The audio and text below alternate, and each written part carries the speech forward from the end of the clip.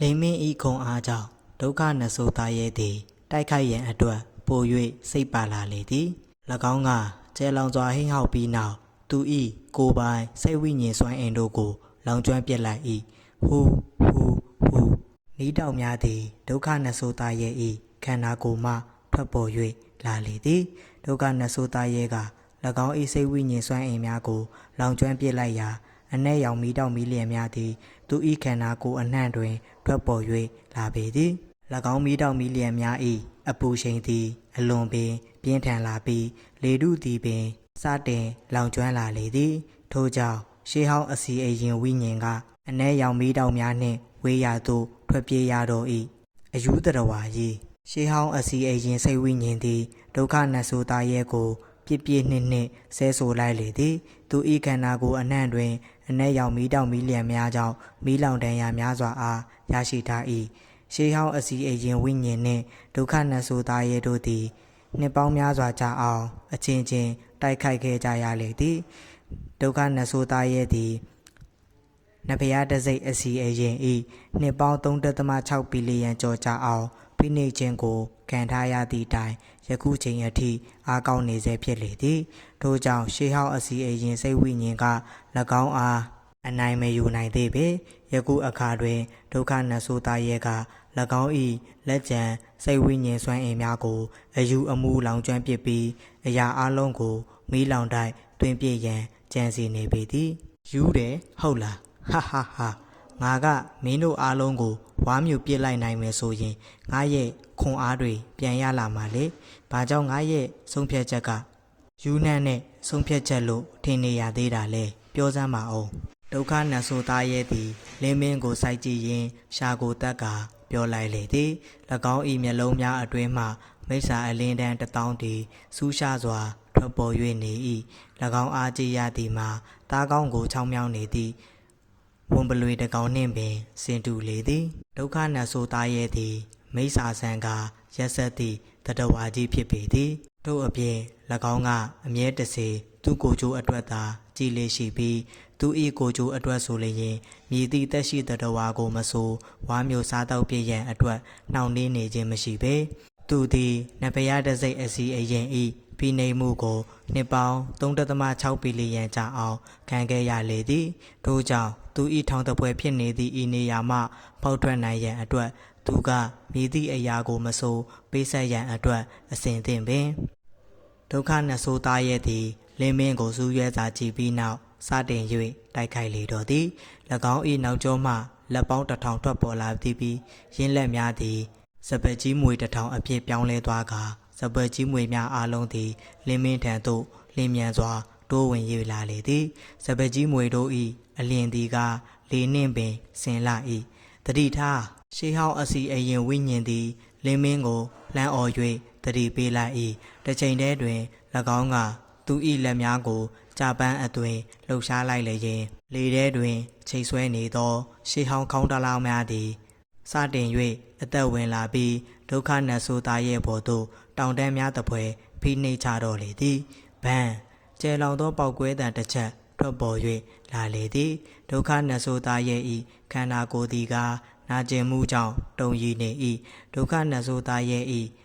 ကြောကုန်းဘက်မှထွက်ပေါ်နေသောစပက်ကြီးမွေအကောင်300သည်မူရှေးဟောင်းချိတ်တစိတ်ဤဖိနှိပ်ခံခဲ့ရမှုကြောင့်အမုံများချက်ချင်းဖြစ်သွားလေသည်တို့ရာတွင်ဒုက္ခနဆိုသားရဲ့သည်ချိတ်တစိတ်ပြားဤတိုက်ခိုက်မှုကိုမှုဟန်မရပေ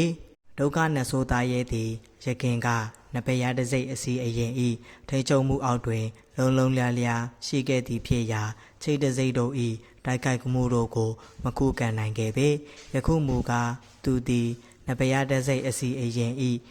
ထိချုံမှုအောက်၌မရှိနေပေထို့ကြောင့်သူကသူ၏မာကြောကြံ့ခံလာသောခန္ဓာကိုယ်အားအသုံးပြုကာယင်းချစ်တဲ့စိတ်တို့၏ဖိနှိပ်မှုကိုတောင်းခံနိုင်ပေသည်တို့ရာတွင်ချိတ်တဲ့စိတ်တို့၏ဖိနှိပ်မှုကြောင့်ရလာသောနာကျင်မှုသည်ကလွန်စွာခံရခက်လာ၏ထို့ကြောင့်လည်းဒုက္ခနဆိုသားရဲ့ကဒေါသတကြီးဖြင့်ငါမင်းတို့အားလုံးကိုတပ်ပစ်မယ်ဒုက္ခနဆိုသားရဲ့သည်ကျဲလောင်စွာဟိမ့်ဟောက်ပြီးနောက်လေထဲသို့ခုန်တက်သွားလေသည်၎င်း၏မိစ္ဆာဆန်လာသောမျက်လုံးများအတွင်းဝယ်လူတန်းငွေတို့ကို အထင်သာမြင်နေရ၏မိစ္ဆာနဆိုဒုက္ခနဆိုသားရဲ့ဤခန္ဓာကိုယ်ထဲမှထွက်ပေါ်နေသောမိစ္ဆာနယ်မြေသည်ဒုတိယအကြိမ်ထပ်မံပြန်လွင်လာပြန်သည်ဤတစ်ကြိမ်တွင်မိစ္ဆာနယ်မြေသည်လင်းမင်းနှင့်နဖျားတစိမ့်အစီအရင်တို့ကိုဖုံးလွှမ်းသွား၏ဒုက္ခနဆိုသားရဲ့ဤကြောကုံမှထွက်ပေါ်နေသောစပက်ကြီးမွေအကောင်900သည်မူလင်းမင်းထံသို့အညာအတာကင်းမဲ့ဟန်ဖြင့်ဆက်လက်တိုးဝင်နေစေပင်လင်းမင်းကချက်ချင်းဘိုးဘေးစွမ်းအင်နယ်မြေကိုအသုံးပြုကာမိစ္ဆာနယ်မြေဤဖိနှိမ်မှုကိုတွန်းလှန်လိုက်၏ချက်စွမ်းအင်နယ်မြေနှစ်ခုထိတ်တိုက်တွေ့ဆုံရာမှ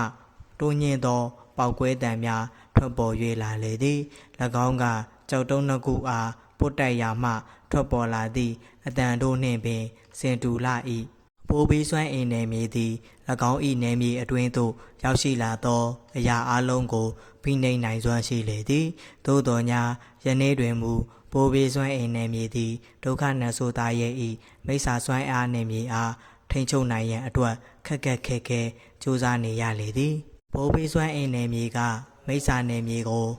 မပြီးနှိပ်နိုင်လေရာဒုက္ခနဆိုသားရဲ့ဤဇောကပတ်ကြီးမွေအကောင်900သည်လင်းမင်းထံသို့အတားအဆီးမဲစွာတိုးဝင်လာလေသည်ထိုအချိန်၌အနက်ရောင်အလင်းတန်းတစ်ခုသည်လေထဲတွင်လက်သွား၏ပြီးနောက်စက္ကန့်ပိုင်းအကြာတွင်လင်းမင်းထံသို့ဥစွာတိုးဝင်လာသောစပက်ကြီးမွေအကောင်900၏ဥကောင်းတို့သည်မြေပြင်ပေါ်သို့တွင်ပြန့်ကျဲသွားလေသည်စပက်ကြီးမွေတို့၏ခေါင်းများပြတ်သွားသည့်အခိုက်အတန့်တွင်အနက်ရောင်သွေးတို့သည်မြေပြင်ပေါ်သို့ဖြာကျလာလေသည်၎င်းကအနက်ရောင်သွေးမိုးနှင့်ပင်ဆင်လာ၏စပက်ကြီးမွေများခေါင်းပြတ်သွားပြီးနောက်တွင်ဒုက္ခနဆိုသားရဲ့ထံမှခြောက်ချားပွဲအော်တန်ကြီးတစ်ခု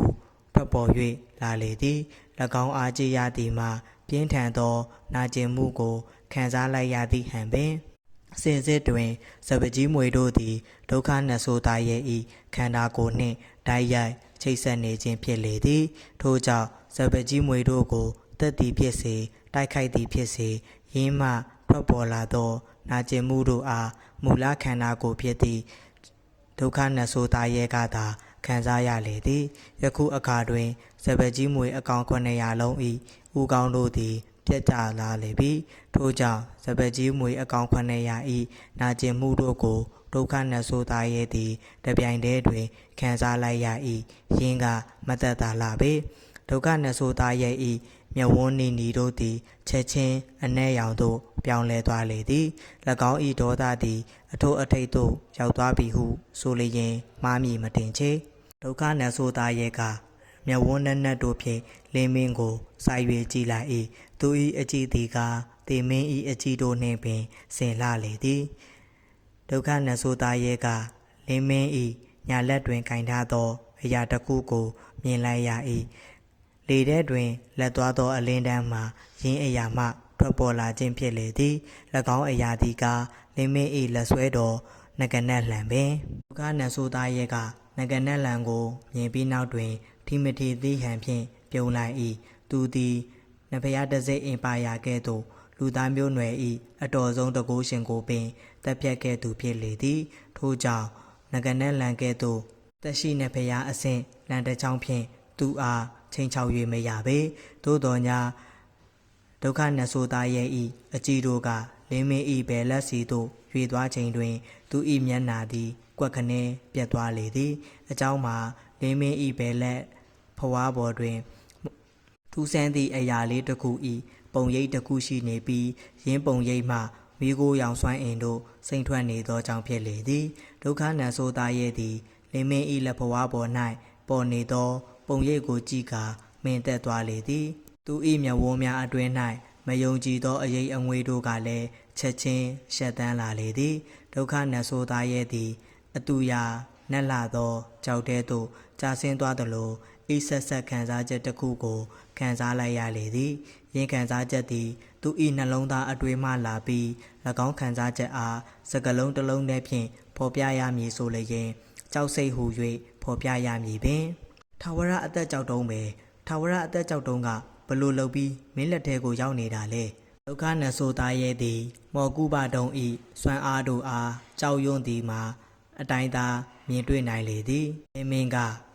သူ၏လက်ထက်ရှိမော်ကူဘတုံးသည်ဒုက္ခနတ်ဆိုသားရဲ့အားအမှန်တကယ်အနိုင်ယူနိုင်စွမ်းရှိကြောင်းကိုသိလိုက်ရလေခြင်းခရဲရဲ့ပြုံးလိုက်၏မော်ကူဘတုံးသည်သူ၏နောက်ဆုံးလျှို့ဝှက်ချက်ဖြစ်ပေသည်ထို့ကြောင့်သူကမော်ကူဘတုံးအားအသုံးပြုကာဒုက္ခနတ်ဆိုသားရဲ့ကိုအနိုင်ယူရန်မဖြစ်မနေလိုအပ်၏အကယ်၍သူကသာဒုက္ခနတ်ဆိုသားရဲ့ကိုအနိုင်မယူနိုင်လေရင်ဖြစ်ပေါ်လာမည့်အကျွေးအိုးဇက်တို့မှာမတွေးဝွန့်စရာပင်ကျုပ်ကခမားကို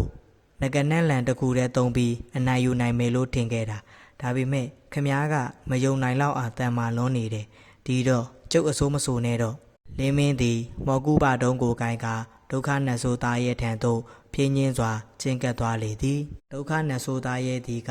မုံတေတေဖြင့်လင်းမင်းကိုပြန်၍ကြည့်နေ၏သူကလင်းမင်း၏လက်ဘဝထက်တွင်ပေါ်နေသောမော်ကူဘတုံး၏ပုံရိပ်ကိုကြည့်နေသည်ဟုဆိုလျင်မှန်ပေလိမ့်မည်လက်ရှိအချိန်၌ဒုက္ခနတ်ဆိုသားရဲ့တယောက်မြည်သည့်အရာများတွေးနေသည်ကိုမြည်သူမျှနားမလည်နိုင်ပေဒီအကောင်ကြီးကတကယ်ကိုအထွတ်အထိပ်တက်ရှိနေဖရာတစ်ပါးနဲ့အင်အားချင်းတူညီနေတာပဲသူကအတူရလမ်းမတခင်နဲ့တောင်မှအင်အားချင်းအတူတူဖြစ်လောက်တယ်နှစ်ပေါင်း 3.6 ဘီလီယံလောက်ဖိနှိပ်ခံထားရတာတောင်မှသူ့ရဲ့ခွန်အားတွေကမလျော့သွားသေးဘူးတကယ်လို့ငါကသာဒုက္ခနတ်ဆိုးသားရဲ့ကိုထိန်းချုပ်နိုင်မယ်ဆိုရင်ကျမနတ်ဆိုးဘရင်ကိုရင်ဆိုင်နိုင်လောက်တယ်လင်းမင်းကဒုက္ခနတ်ဆိုးသားရဲ့ဤအနီးသို့တိုးကပ်နေရင်စိတ်ထဲတွင်လင်းမြန်စွာတွေးနေမိလေသည်သူကကျမနတ်ဆိုးဘရင်ဤအကြောင်းကိုတွေးမိလိုက်လေရင်သူ့မျက်လုံးများသည်အေးဆက်လာ၏ဒိုနီးတူလူသက်ငွေတို့သည်လည်းသူခန္ဓာကိုယ်ထဲမှပြင်းထန်စွာထွက်ပေါ်၍လာလေသည်ထိုအချိန်တွင်ပင်ဒုက္ခနတ်ဆိုးသားရဲ့သည်ပြင်ဘက်သို့ထွက်ပြေးရန်ကြိုးစားနေလေသည်အနက်ရောင်စပယ်ကြီးမွေတို့ထွက်ပေါ်လာသောဒုက္ခနတ်ဆိုးသားရဲ့ဤကြောကုန်းမှမူအနက်ရောင်သွေးတို့သည်အဆက်မပြတ်စီးကြနေစေပင်လင်းမင်းသည်မော်ကူဘတုံဤမိโกရောင်ဆွမ်းအင်တို့ကိုသူဤငကနက်လန်အတွင်းသို့ထဲသွင်းကာဒုက္ခနတ်ဆိုးသားရဲ့အားတိုက်ခိုက်ခဲ့ခြင်းဖြစ်လေသည်ထို့ကြောင့်ဒုက္ခနတ်ဆိုးသားရဲ့သည်လင်းမင်းဤလှန်ချက်ကိုတားဆီးနိုင်စွမ်းကင်းမဲ့ခဲ့လေသည်ဒုက္ခနတ်ဆိုးသားရဲ့ကသူသည်မော်ကူဘတုံဤစွမ်းအင်တို့အားမရှင်နိုင်သည်ကိုကောင်းကောင်းရိပ်စားမိလေသည်ထို့ကြောင့်လည်းအဝေးသို့ထွက်ပြေးသွားပြီးသူရရှိထားသောဒဏ်ရာများကိုကုစားရန်အတွက်စဉ်းစားထားပုံပင်လင်းမင်းကအဝေးသို့ထွက်ပြေးနေသောဒုက္ခနတ်ဆိုးသားရဲ့ကိုကြည့်ကာမျက်မှောင်ကျုံလိုက်၏သူကဒုက္ခနတ်ဆိုးသားရဲ့ဤကြောကုန်းရှိဒဏ်ရာတို့သည်လျင်မြန်စွာပျောက်ကင်းသက်သာလာသည်ကိုမြင်နေရလေသည်အခြေအနေသည်ကမကောင်းလာပေလင်းမင်းကဒုက္ခနတ်ဆိုးသားရဲ့အားချက်ချင်းလိုက်လံတိုက်ခိုက်ရန်အတွက်ဆုံးဖြတ်လိုက်လေသည်သူကသူဤခန္ဓာကိုယ်အတွင်းရှိသွေးစမ်းအိမ်တို့ကိုလောင်ကျွမ်းလိုက်ပြီးမော်ကူဘတုံးပုံရိပ်အားလေထဲသို့ပြစ်လွတ်လိုက်၏သူသည်မော်ကူဘတုံးဤမိโกရောင်ဆွမ်းအိမ်တို့ကိုအသုံးပြုကာဒုက္ခနတ်ဆိုးသားရဲ့ကိုအသေးအကျေတိုက်ခိုက်ပေတော်မူသူကဒုက္ခနတ်ဆိုးသားရဲ့တယောက်သူဤခန္ဓာကိုယ်ပေါ်ရှိဒဏ်ရာများအားပြန်လည်ကုစားလိုက်မည်ကိုမလိုချင်ပေလင်းမင်းသည်လက်ရှိအချိန်၌မော်ကူဘတုံးနှင့်စိတ်ချင်းဆက်သွယ်နေပေသည်ထို့ကြောင့်သူကအလိုရှိလေရင်မော်ကူဘတုံးအတွင်းရှိစွမ်းအင်များကိုအလွယ်တကူထုတ်ယူနိုင်၏လင်းမင်းကအတွေးတစ်ချက်ဖြင့်မော်ကူဘတုံးအားဆက်သွယ်လိုက်လေသည်များမကြာမီတွင်ပင်မော်ကူဘတုံးမှမိโกရောင်စွမ်းအင်များထွက်ပေါ်၍လာပြီး၎င်းစွမ်းအင်တို့သည်လေထဲသို့ရောက်လျင်စိတ်ဝိညာဉ်မှုန်တိုင်းတစ်ခုအဖြစ်ပြောင်းလဲသွားလေသည်ဒိုစိတ်ဝိညာဉ်မှုန်တိုင်းသည်မော်ကူဘတုံးပုံရိပ်ဤအနီး၌တိုက်ခတ်နေခြင်းဖြစ်ပြီးမော်ကူဘတုံးသည်ကထွက်ပြေးနေသောဒုက္ခနတ်ဆိုးသားရဲ့ထံသို့လျင်မြန်သောအမြန်နှုန်းမျိုးဖြင့်တိုးဝင်သွားလေသည်ဒုက္ခနတ်ဆိုးသားရဲ့သည်သူအနောက်သို့ပြေးလိုက်လာသောလင်းမင်းနှင့်ကြောက်မက်ဖွယ်စိတ်ဝိညာဉ်မှုန်တိုင်းဤဝန်းရံတိုက်ခိုက်ခြင်းကိုခံနေရသည့်မော်ကူဘတုံးတို့အားမြင်လိုက်ရလျင်ကွက်ခနဲပြတ်သွားလေသည်သူသည်ကတေရေးရှင်ရေးအခြေအနေသို့ရောက်နေလေပြီသို့တော်ညာဒုက္ခနတ်ဆိုးသားရဲ့ကမပြသွားပေ၎င်းသည်နှစ်ပေါင်းဘီလီယံနှင့်ချီအောင်အသက်ရှည်ခဲ့သောတတဝါကြီးဖြစ်သည်မဟုတ်ပါလားထို့ကြောင့်ဒုက္ခနတ်ဆိုးသားရဲ့သည်တေရေးရှင်ရဲ့အခြေအနေများ၌ပင်စိတ်တည်ငြိမ်နေနိုင်လေ